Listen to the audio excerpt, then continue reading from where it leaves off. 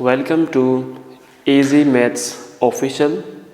मेरा नाम उबैदुल्लाह राहू है और मैंने अपनी इब्तदाई तालीम यहाँ गांव में ही हासिल की और अभी मैं गवर्नमेंट बॉयज़ हाई स्कूल साबुराऊ में मैट्रिक की क्लास में पढ़ रहा हूँ।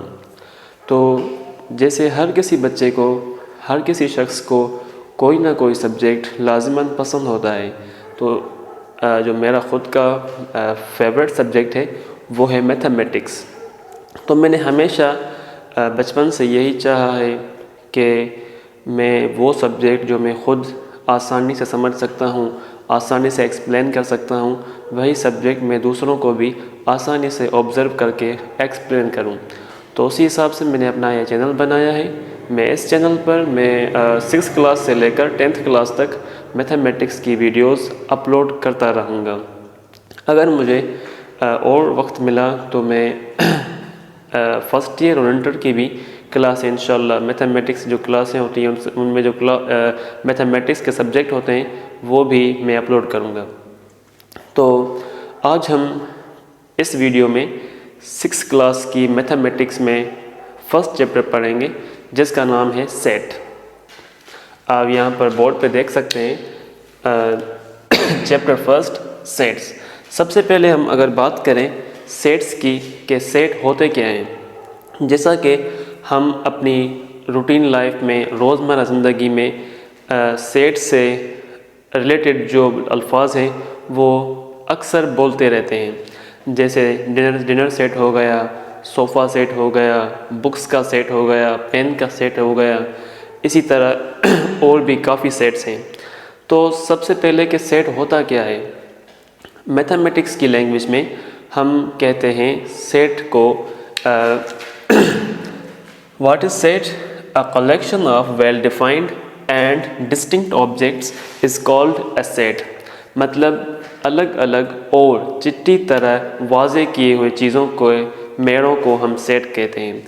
अगर हमने सेट की डेफिनेशन मुकम्मल तरीके से याद करनी है तो हमें सबसे पहले डिस्टिंक्ट और वेल डिफाइंड की मीनिंग पता होनी चाहिए। सबसे पहले आता है well defined. Now the question is what is well defined? Well defined a collection must possess some specific property or properties is called well defined। well defined क्या है? मतलब वो चीज़ जो हर कोई इंसान, हर कोई शख्स उस चीज़ को एक्सप्लेन कर सके।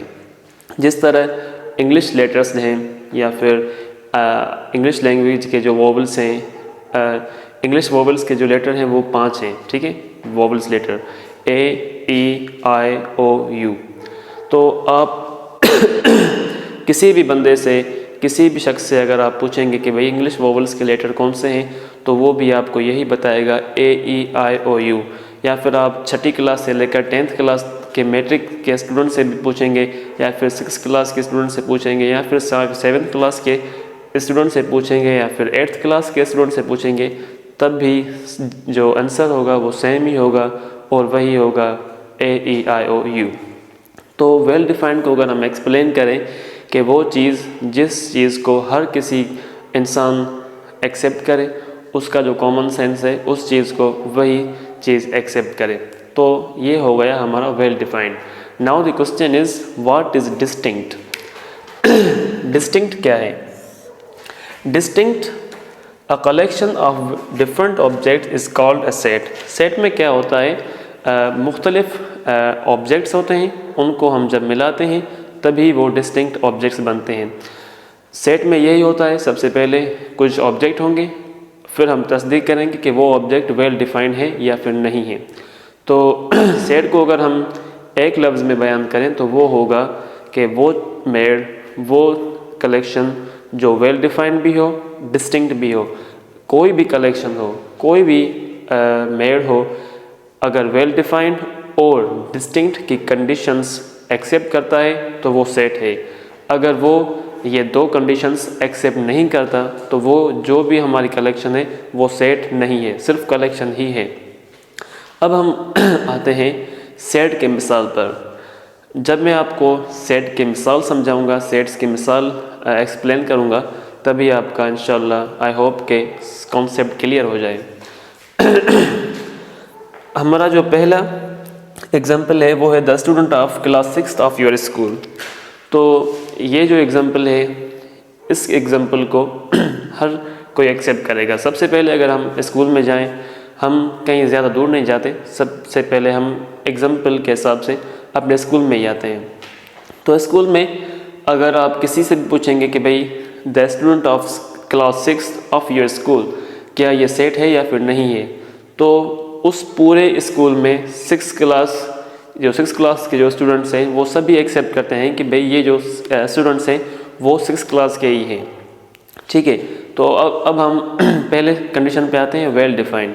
तो वेल डिफाइंड तो हो गया कि भाई हर कोई एक्सेप्ट कर रहा है कि भाई ये 6 क्लास की ही जो ये स्टूडेंट्स हैं इनका जो वास्ता है वो 6 क्लास से ही है।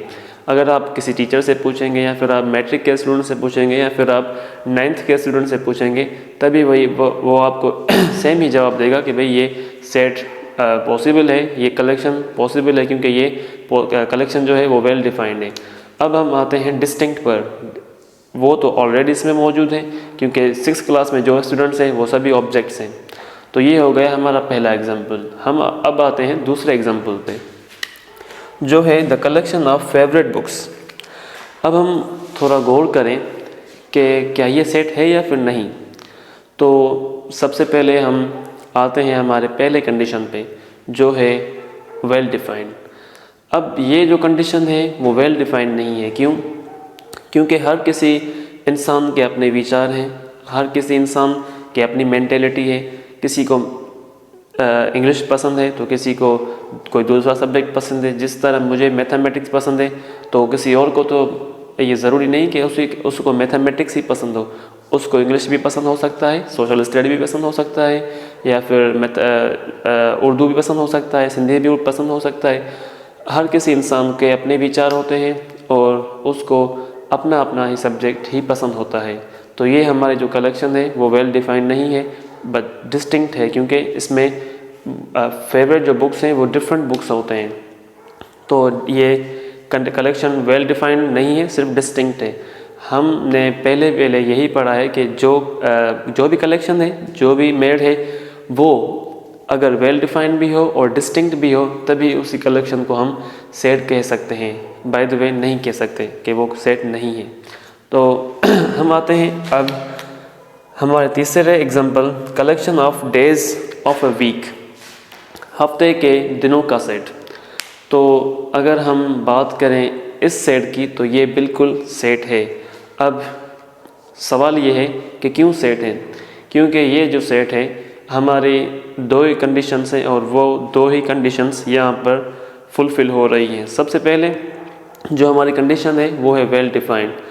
अब आप किसी से भी पूछें, खुद भले वो एडुकेट हो या फिर एडुकेट ना हो, बच्चा हो सीनियर सिटीज़न हो या फिर कोई भी स्टूडेंट्स क्यों ना हो, आप उससे पूछेंगे कि भाई आप एक हफ्ते के दिनों के नाम बताएं तो वो भी आपको 7 दिन ही बताएगा। कोई भी शख्स, कोई भी सीनियर सिटीज़न, कोई भी आदमी आपको 8 दिन नहीं बताएगा, सिर्फ 7 दिन ही बताएगा। तो सबसे पहले कि ये जो वेल डिफाइंड है वो तो हमारा कंडीशन यहाँ पर फुलफ़िल हो गया। अब दूसरा जो है डिस्टिंक्ट है, वो तो हमारा ऑलरेडी फुलफ़िल है, क्योंकि जो एक वीक है, जो एक हफ़्ता है, उसमें लाजमी डिफरेंट ही दिन हैं, डिफरेंट डेज़ हैं। मंडे आ गया, ट्यूसडे आ गया, वेडनेसडे आ गया, थर्सडे आ गया, फ्राइडे आ गया, सैटरडे आ गया, संडे आ गया। ये जो 7 दिन हैं ये मुख्तलिफ ऑब्जेक्ट्स हैं इस सेट में। अब हम बात करते हैं सेट के ऑर्डर की, क्योंकि मुख्तलिफ जो स्टूडेंट्स हैं वो इस बात में बहुत ही कंफ्यूज होते हैं कि भाई सेट में ऑर्डर मैटर करता है या फिर नहीं करता। सेट में ऑर्डर बिल्कुल मैटर नहीं करता। कोई भी कलेक्शन हो, कोई भी मेड हो, अगर उसमें ऑर्डर अनऑर्डर्ड है या फिर ऑर्डर्ड है, उसमें ऑर्डर का कोई मैटर नहीं। जैसे मैं आपको एग्जांपल देके समझाता हूँ। फॉर एग्जांपल मैंने यहाँ पे लिखा है A is equal to 1, 2 and 3, और हमारा जो दूसरा सेट है वो है 2, 1 and 3। अब हम अगर गौर करें इन दोनों सेटों पर, तो जो हमारा पहला सेट है ए, उसमें भी 3 ही ऑब्जेक्ट्स हैं, और जो हमारा दूसरा सेट है उसमें भी ये 3 ही ऑब्जेक्ट्स हैं, इसमें भी 3 ही मौजूद हैं। बट इसमें फ़र्क ये है कि जो पहला है वो ऑर्डर्ड पेयर में है, और जो दूसरा हमारा सेट है वो अनऑर्डर्ड है, उसमें ऑर्डर बिल्कुल नहीं है। जैसे यहाँ पे जो हमारा पहला सेट है इसमें 1 के बाद 2 आता है और फिर 2 के बाद 3 आता है, बट यहाँ पर ऐसा नहीं है। सबसे पहले 2 आता है, फिर 1 और फिर 3। तो इसमें सेट में ऑर्डर मैटर नहीं करता। ऑर्डर भले कैसा भी हो, कोई मसला नहीं, कोई मैटर नहीं। पहले सेट में अगर 1 2 3 आ गया और फिर दूसरे सेट में यहाँ पे जैसे है 2 1 3, या फिर किसी दूसरे सेट में 3 1 2 आ गया, तो इसमें कोई भी मसला नहीं है। हम कोई भी सेट बना सकते हैं, उसमें अगर ऑर्डर्ड नहीं है, अनऑर्डर्ड है, तो ये कोई भी मैटर नहीं है। अब हम पढ़ते हैं सेट्स के फर्दर टाइप्स। हमारे जो 6th क्लास के बुक में हमें टाइप्स बताए गए हैं, वो सिर्फ़ और सिर्फ 3 टाइप्स हैं: descriptive method, tabular method and set builder form. बयानी तरीका, जदवली तरीका और लास्ट में अलामती तरीका। तो मैंने आपको ये तीनों तरीके यहाँ पर बता दिए हैं, लेकिन हम इन तीनों तरीक़ों की इन तीनों तरीक़ों में सेट को लिखा कैसे जाता है, डिस्क्रिप्टिव में सेट को कैसे लिखा जाता है, सेट को एक्सप्रेस कैसे किया जाता है, और टेबुलर मेथड में सेट को किस तरह लिखा जाता है, सेट को किस एलिमेंट्स में सेट के जो अंदर एलिमेंट्स हैं उनको किस तरीके से सेपरेट किया जाता है, वो में हम बात करेंगे अगली वीडियो में। और इसके जो 3 फर्दर टाइप्स हैं उनके एग्जांपल के साथ सेट को फॉर एग्जांपल हम एक्सप्रेस कैसे कर सकते हैं, उनके जो भी ऑपरेशंस वगैरह हैं, इंशाल्लाह हम वो चीज़ें सारी कवर करेंगे सेकेंड वीडियो में। अगर आई होप कि आपको मैंने जो भी एक्सप्लेन किया अभी आपको समझ में आ गया होगा। अगर आपको समझ में ना आया हो तो वीडियो को रिवाइंड करके फिर देखिए, 2-3 बार देखेंगे तो इंशाल्लाह आई होप कि आपका कॉन्सेप्ट क्लियर हो जाएगा। अगर आपको मेरा वीडियो अच्छा लगा हो, आपको मेरी वीडियो पसंद आई हो, तो मुझे लाइक करें, फॉलो करें और सब्सक्राइब करें, और ऐसी ही नई चीज़ें सीखने के लिए हमारे चैनल इजी मैथ्स ऑफिशियल के साथ जुड़े रहिए।